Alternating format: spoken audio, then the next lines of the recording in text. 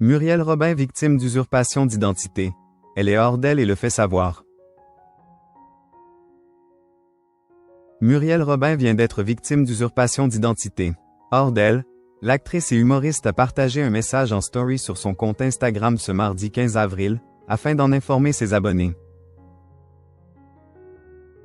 Muriel Robin est hors d'elle. Ce mardi 15 avril, l'actrice et humoriste a pris la parole en story sur son compte Instagram après avoir été victime d'usurpation d'identité.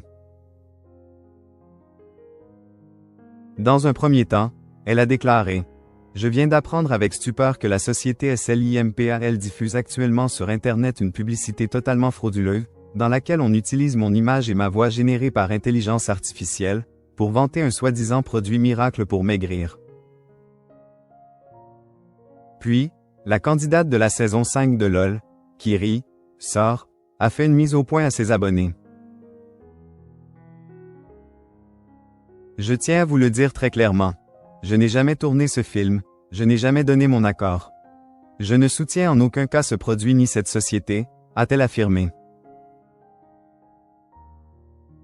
Muriel Robin a été victime d'usurpation d'identité. Instagram, Momu Robin. La compagne d'Anne Lenaine a ensuite indiqué qu'il s'agit d'une atteinte grave à S. on droit à l'image et à S. on intégrité artistique et personnelle.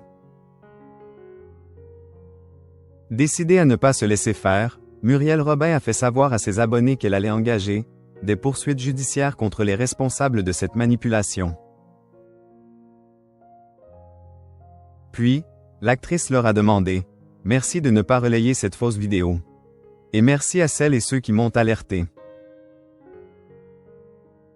Avant de conclure, je vous tiendrai informé des suites juridiques. Restons vigilants face à ces dérives de l'IA. » Vidéo, Pierre Palmade, lâché, par Muriel Robin, elle s'explique.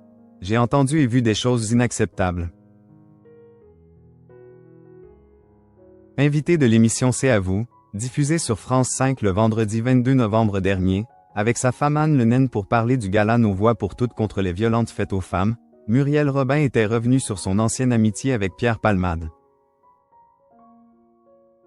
Pour rappel, ce dernier est condamné à 5 ans de prison, dont 2 fermes suite à un grave accident de la route qu'il a causé sous l'emprise de stupéfiants en février 2023.